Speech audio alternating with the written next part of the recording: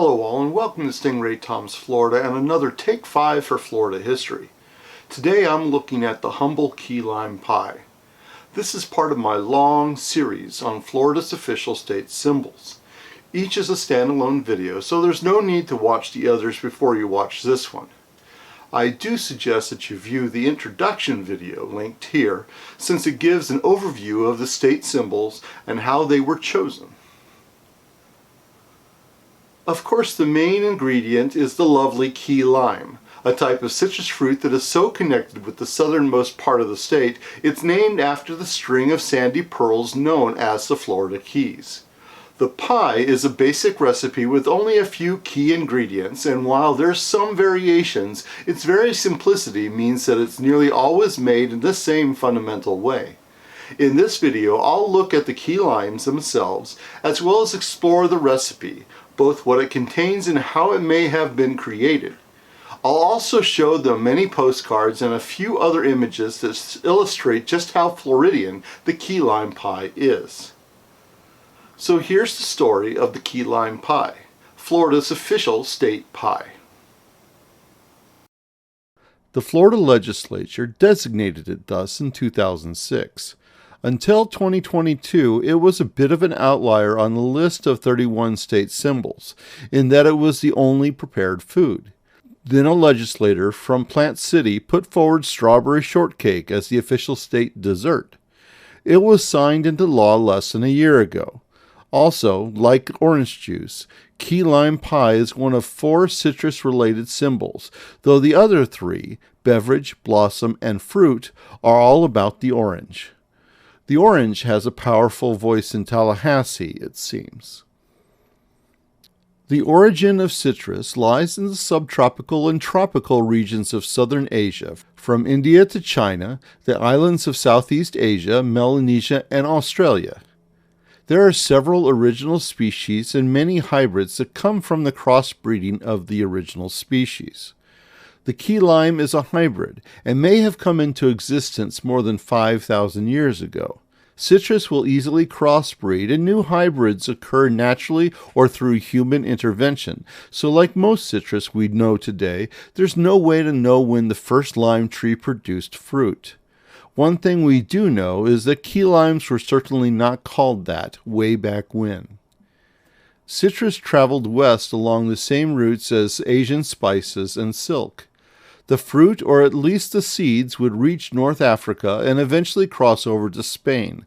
From there, ships of exploration and conquest brought them to the Americas, and the first citrus arrived in Florida around 1565. We don't know for sure if the lime was among the varieties that made it to Spanish Florida. We do know they reached Spanish Mexico, however. It was there that they were first commercially grown in the Americas.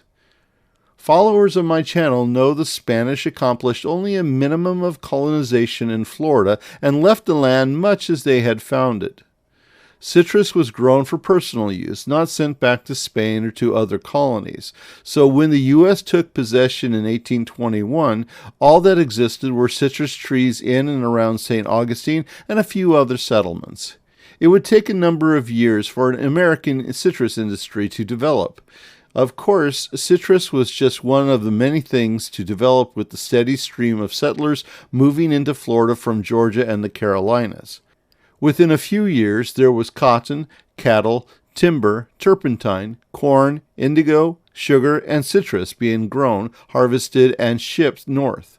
Still, limes weren't part of the citrus crop throughout Florida. Limes, still not key limes, would finally be connected with their namesake only a little over a decade after the Keys joined Florida as a U.S. territory. This is one of those tiny points in history where we actually know what happened. Dr. Henry Perrine was a physician and horticulturist who was born in 1797 in New Jersey. He practiced medicine for a number of years on the frontier in Illinois and was accidentally poisoned with arsenic. While it didn't kill him, he never truly recovered. Cold weather aggravated his condition, so in 1824 he moved to Mississippi. In Natchez, he began a study of medicinal herbs, including quinine, which had just recently been isolated from the bark of the cinchona, a Peruvian tree. He was one of the first persons to study malaria treatment. In 1826, he published his findings, which remained a significant report well into the 1900s. Quinine is still prescribed for malaria. Perrine wished for an even warmer climate in which to live and was appointed U.S. consul in Campeche, Mexico. During the 1830s, he studied plants native to the Yucatan Peninsula that might be of use in the U.S.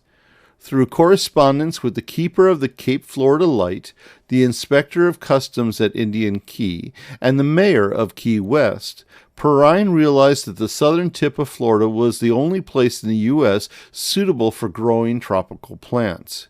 In 1838, he moved to Florida, where Congress had provided him a land grant of 36 square miles or 93 square kilometers. The land grant was located near what would become Miami, but that area was in the midst of ongoing attacks by the U.S. Army against the Seminole tribe, so he lived on Indian Key in the Middle Keys. While there, he created what was probably the first tropical plant nursery in Florida. He brought a number of plants with him from Campeche, including the limes once brought by the Spanish. Limes could be first cultivated on the tiny Indian Key. Sadly, Indian Key would be the end for Dr. Perrine. Hostilities between white settlers and the U.S. Army against the Seminole tribe were very active at the time, and in 1840, Seminoles attacked Indian Key. Perrine and his family were awakened by gunfire. He hid his family in a space under the house. They escaped out to the turtle crawl behind. Anne Perrine and her 3 children were able to take a boat and head for the naval base on nearby Tea-Table Key. They were rescued by sailors in a whaleboat. Dr. Perrine, however, was killed in his house, which was burned by the Seminoles. Several other people on the island were also killed. Perrine was only 43. So what exactly is a key lime? Well, it's a citrus, like oranges, grapefruits, and lemons. The family of citrus was first cultivated thousands of years ago and is believed to have begun with 5 wild species. These are the pomelo, mandarin, citron, papaya, and kumquat. While the kumquat is often included in this list, it's not really clear if it's fully a citrus fruit or a close relative. By the way, I'll be covering the story of the kumquat in the next video. These 5 wild or heritage species would be the parents of all citrus we know today. For example, oranges are hybrids of the pomelo and mandarin. Lemons came from the bitter orange and citron. On the other hand, grapefruit were derived from the sweet orange and the pomelo. As for the key lime, it's one of the earlier hybrids coming from a cross between a citron and a papaya. You may not have heard of the papaya. That's not surprising, since it's pretty much the least palatable species. Remarkably, the 4 other heritage species are all pretty common. Indeed, I've seen them all recently in a couple different markets. Of course, when it was created, it wasn't called a key lime, but it was probably the first ever lime. The ancient fruit proved popular enough to spread throughout southern Asia, and eventually it'd make its way to Arabia, North Africa, and southern Europe. By the way, the most common lime found in the U.S. produce markets is typically known as the Persian lime, and was originally created by crossing a key lime with a lemon. Because of this, the Persian lime combines the genetic lineages of 4 of the heritage species: pomelo, mandarin, papaya, and citron. The key lime tree is on the smaller side of citrus trees, topping out at about 16 feet or 5 meters. There are also dwarf varieties, and some people grow it in containers and even indoors. Its many branches are twisted, even in younger specimens. It branches lower to the ground than most citrus, and it has many thorns that can be over an inch or 25 millimeters long. The blossoms are yellow-white with a bit of light purple on the edges. Key lime trees don't typically begin to flower until the previous year's fruit is ripe. Many of the larger types of citrus, such as orange and grapefruit, take so long to ripen that you'll see trees with blossoms and tiny fruits, as well as the previous year's still ripening crop. The key lime fruit is one of the smallest of citrus fruits, typically only around 1.5 inches or 38 millimeters in diameter. They're seedier and higher in acidity than the Persian lime. They also have a less tart flavor and stronger aroma with floral notes. Many people argue that the key lime has a better flavor. Lime trees in the Keys are mentioned as early as 1840 in writings from Key West. The citrus was spread by new settlers up and down the island chain and became a popular way to flavor food and drinks. They wouldn't become a commercial crop until after the Civil War, but at that point their fame began. Now, anyone who has explored the Keys will likely know that growing large quantities of anything there is just about impossible. There are 70 principal keys and some 1,700 small islands, all with little soil sitting on top of the Key Largo limestone formation that comprises much of the bedrock. Most things don't like to grow there, but the lime trees brought by Dr. Perrine were pretty happy. The earliest reference I've found to limes being shipped from the Keys appeared in an 1895 edition of the Florida Agriculturalist.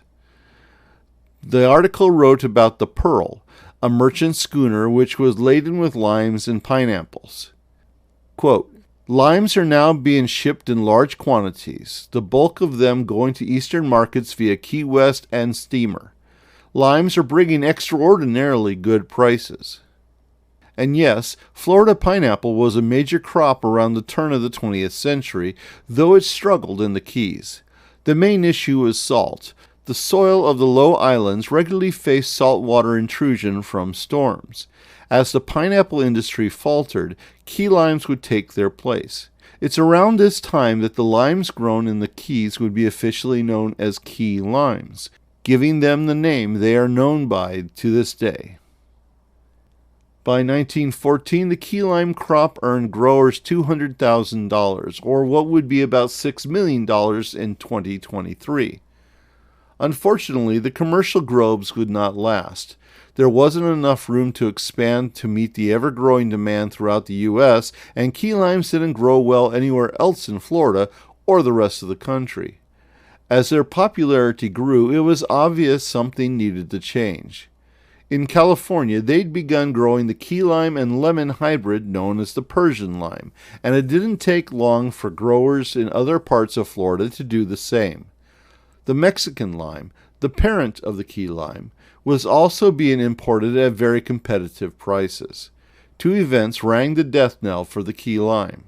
The Great Miami Hurricane of 1926 devastated commercial lime crops in the Keys, and 2 years later the Overseas Highway opened, allowing visitors to explore the entire span of islands. Locals would switch from agriculture to tourism, and the groves became hotels, restaurants, and gift shops. The next question gets us finally to the key lime pie. When did it develop? If you take the word of local stories, it easily dates back to the mid-19th century or even earlier. The most common story is that of an Aunt Sally, a Key West cook in the mid-1800s. The story doesn't have many details and really doesn't have much evidence as well. I could explore her story more, but since I haven't seen any real proof of her existence, I'd rather move on.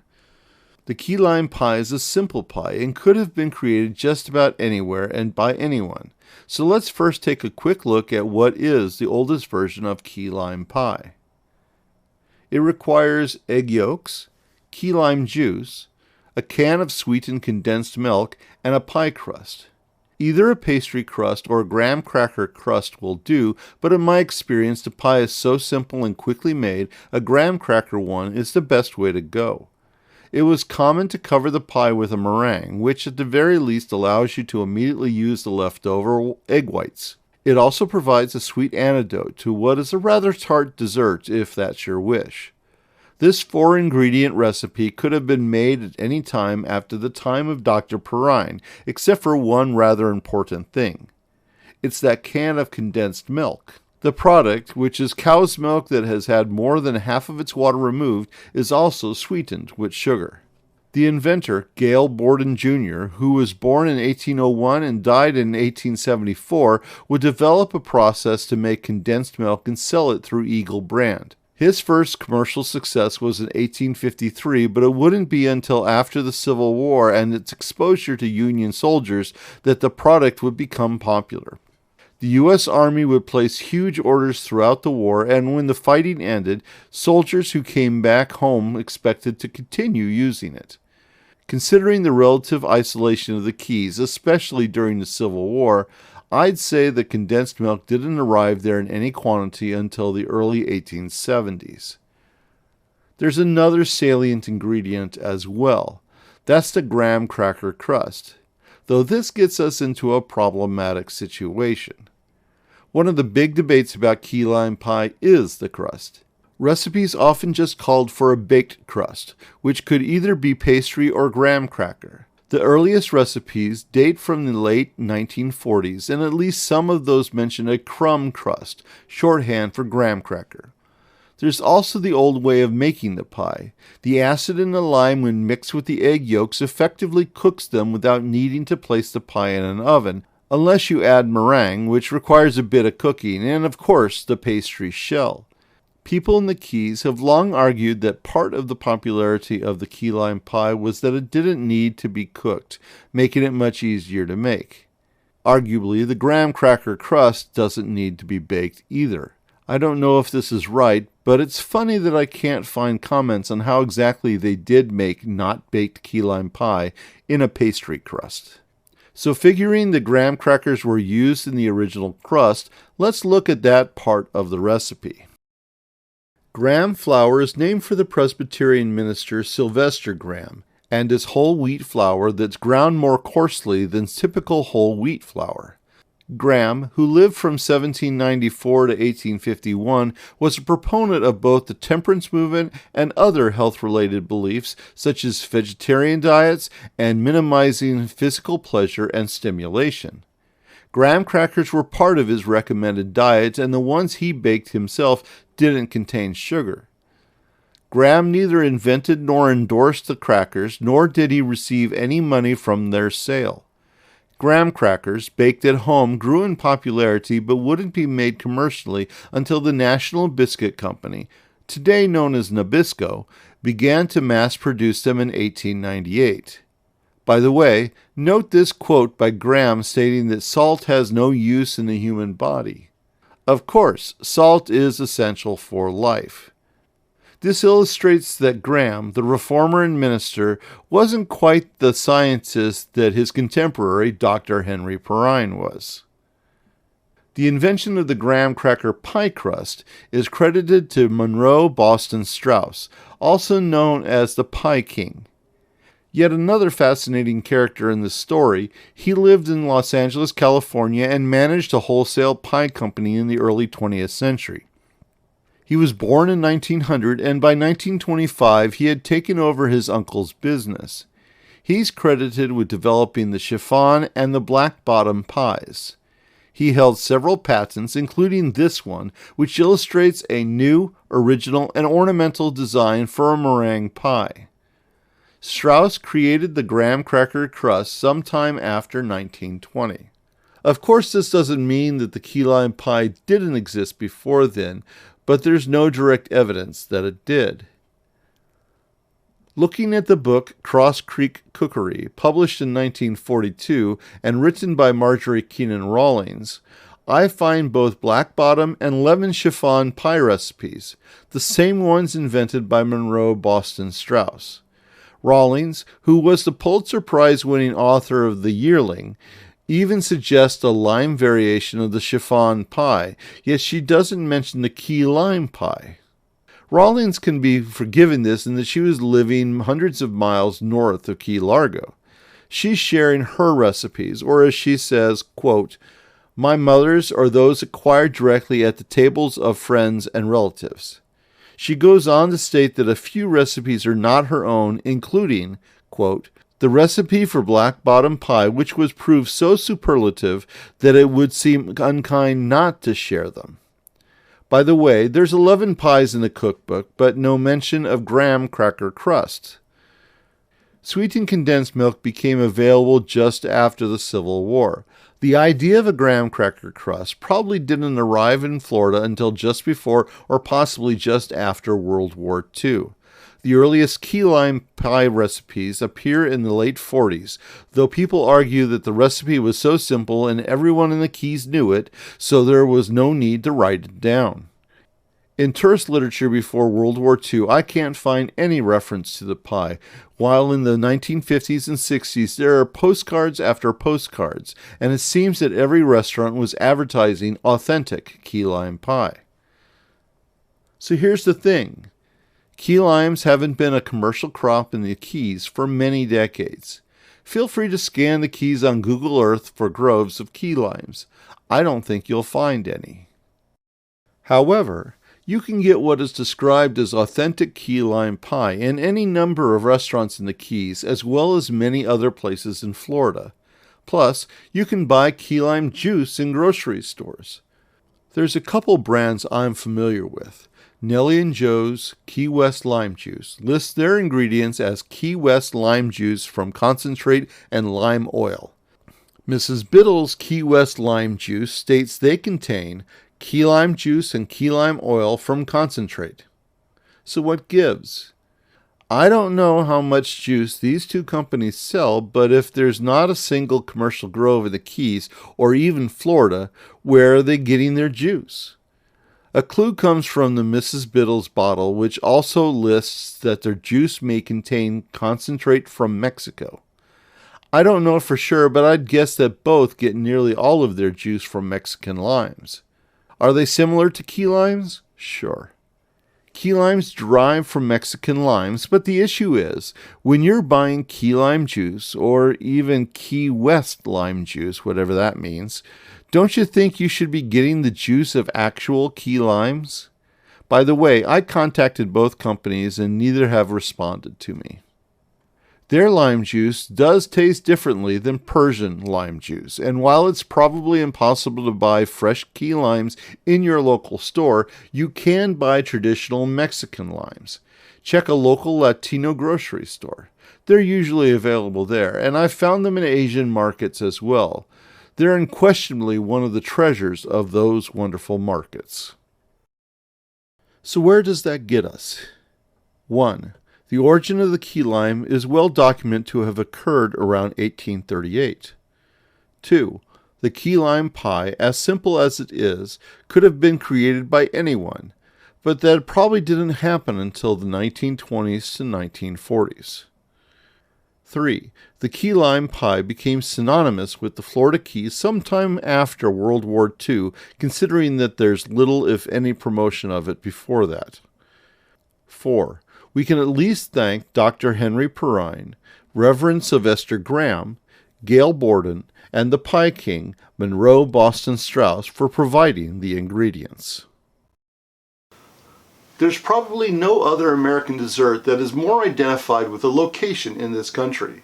It's a shame that key limes are no longer grown commercially in the Keys or anywhere in South Florida, but there's plenty of homegrown trees to keep the tradition alive, and there's still dozens of places that serve key lime pie. The good news is that you can see there's not really any secret recipe that makes one pie so much better than another, and nearly every restaurant has stopped using that embarrassing green food color so popular in the 70s.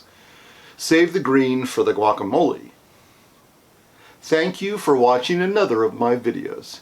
If you learned something, please hit the like button and subscribe to the channel to learn more about Florida's tourism history. Stingray Tom's Florida, traveling through time around the Sunshine State.